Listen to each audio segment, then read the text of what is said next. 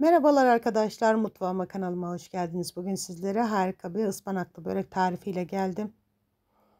Kat kat kabaran, katları sayılan harika bir lezzet oldu. Şu şekilde iç dokusunu da sizlerle paylaşmak istiyorum ve lafı daha fazla uzatmadan tarifime geçiyorum. Nasıl yapmışım bakalım, sizler de beğenecek misiniz? İyi seyirler dilerim. Yoğurma kabının içerisine 4 su bardağı unumu aldım. Unumun ortasında böyle havuz oluşturuyorum. 1 tatlı kaşığı instant mayamı ekliyorum. Yine 1 tatlı kaşığı tuzumu da ilave edip 2 su bardağı ılık suyumu kontrollü bir şekilde azar azar ilave ederek yoğurma işlemine başlıyorum. Öncelikle böyle spatula ile karıştırıyorum. Hamurum koyulaştıktan sonra spatulamı çıkarıp elimle yoğurma işlemine devam ediyorum.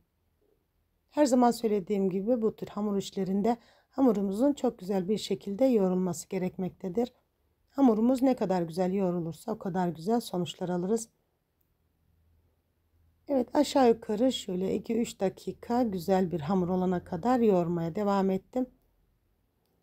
Yoğurmuş olduğum hamurumu alıyorum. Tezgahımda yoğurma işlemine devam ediyorum. Hamurum pürüzsüz bir kıvam alana kadar 1-2 dakikada bu şekilde yoğuruyorum. Yoğurmuş olduğum hamurumu leğenime alıyorum. Üzerine kapatıp 15-20 dakika dinlenmeye bırakıyorum. Evet, 15-20 dakikanın sonunda şöyle güzelce toparlıyorum hamurumu.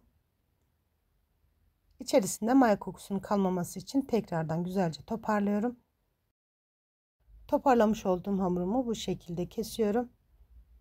Göz kararı parçalar koparıp ondan ona pay ederek avuç içi büyüklüğünde bezeler oluşturuyorum.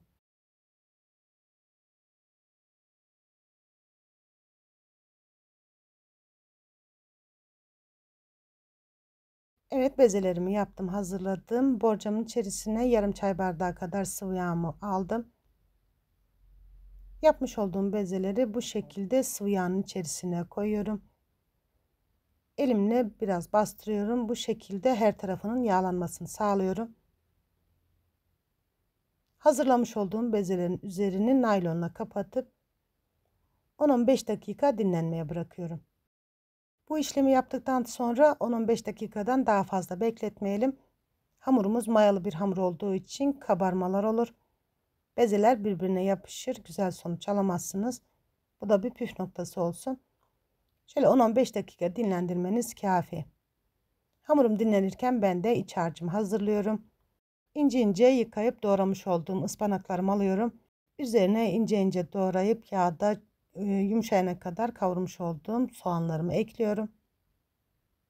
Soğanlarım kavrulurken şöyle 1 çay kaşığı kadar tuz ilavesi yaptım. Daha çabuk yumuşaması için tekrardan tuz ilavesi yapmayacağım. Üzerine aşağı yukarı yarım su bardağı kadar peynirimi ekledim.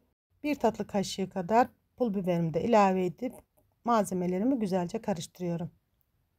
Ben bu böreğimi ıspanaklı yaptım. Siz dilediğiniz iç harcını kullanabilirsiniz. Siz kıymalı, peynirli, hatta patatesli de yapabilirsiniz.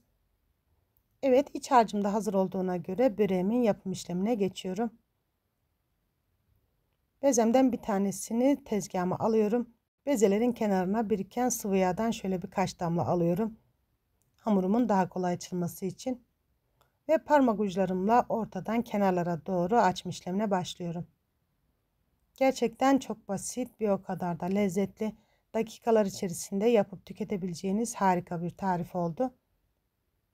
Hamurumuzun yumuşaklığını görüyorsunuz arkadaşlar. Gerçekten çekmeden açılan harika bir tarif.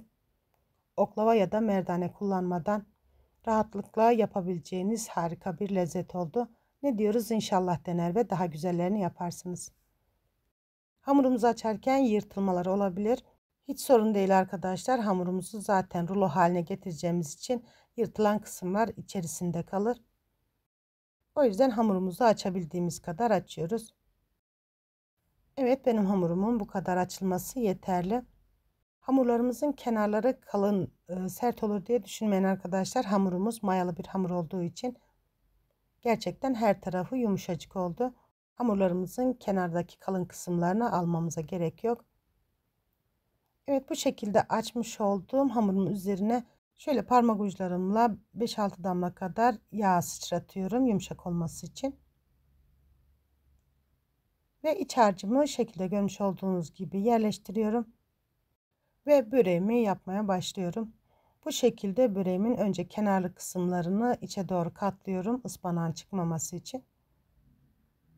Sonrasında şekilde görmüş olduğunuz gibi rulo haline getiriyorum. Bakın sevgili arkadaşlar, hamurumda yırtılmalar var. Fakat katlandıkça yırtılan kısım içe geliyor. O yüzden hamurun yırtılmasında hiçbir mahsur yok. Bu ilk böreğim olduğu için bu şekilde şekillendiriyorum ve yağlamış olduğum tepsimin tam ortasına yerleştiriyorum. Diğer yapmış olduğum böreklerimi bu böreğimin kenarına dolayarak devam edeceğim. Evet arkadaşlar, siz videomu izlerken benim de sizden ufacık bir ricam olacak. Sizin ilk defa bu videoda karşılaşıyorsak bu ve bunun gibi güzel tariflerim için kanalıma ücretsiz bir şekilde abone olmayı ve yepyeni tariflerimden haberdar olmak için bildirim zil sesini açmayı unutmayın lütfen. Videomun yorumlar kısmına tarifimle ve kanalımla alakalı olumlu olumsuz görüş ve düşüncelerinizi bildiren yorumlarınızı bekliyor olacağım. Kanalımın büyüyüp çok güzel bir yerlere gelmesi için sizin desteklerinize çok ihtiyacım var. Ve ben sizin destekleriniz sayesinde kanalımın büyüyüp çok güzel bir yerlere geleceğine gönülden inanıyorum. Ayrıca beğenmiş olduğunuz videolarımı sosyal medya hesaplarınızdan dostlarınızla ve arkadaşlarınızla da paylaşarak bana destek olabilirsiniz. Şimdiden destekleriniz için çok ama çok teşekkür ediyorum. Evet arkadaşlar, ben sizinle sohbet ederken bütün böreklerimi yaptım, hazırladım. Görmüş olduğunuz gibi gerçekten harika bir börek oldu. Bu şekilde üzerine hafif bir şekilde parmak uçlarımla bastırıyorum. Böreğimin her tarafının eşit kalınlıkta olmasını sağlıyorum. Ve hazırlamış olduğum böreğimin üzerini kapatıp 15-20 dakika tepsi mayası alması için dinlenmeye bırakıyorum. Evet, 10-15 dakikanın sonunda böreğimin üzerine açıyorum. Üzerine sürmek için 1 yemek kaşığı yoğurt, 1 adet yumurta sarısı, şöyle 2-3 damla olacak şekilde pekmezimi ilave ediyorum. Güzelce karıştırıyorum. Ben böreğimin yumuşacık olması için bu şekilde bir sos hazırladım arkadaşlar. Siz böreğinizin çıtır çıtır olmasını istiyorsanız sadece sıvı yağ ya da tereyağı sürebilirsiniz. Ben şöyle yumuşacık bir börek istedim. O yüzden bu şekilde yaptım. Tam da bu esnada fırınımı 200 derecede ısıttım. 200 derece ısıtmış olduğum fırınıma böreklerimi göndereceğim. Benim fırınım 25 dakikada pişirdi. Her zaman söylediğim gibi fırınımızın marka ve kalitesine göre pişirme süresi uzayıp kısalabilir. O yüzden kontrollü bir şekilde pişirmeye özen gösterelim. Evet, görüyorsunuz böreğim çok güzel bir şekilde kabardı. Yumuşacık dokusuyla, buram buram kokusuyla gerçekten harika bir lezzet oldu. Pişmiş olan böreğimi fırından aldım. İlk sıcaklığı geçti. Kesmiş olduğum böreklerimin iç dokusunu da sizlerle paylaşmak istiyorum. Gerçekten rengi, dokusu, kıvamı, lezzeti inanın muhteşem oldu.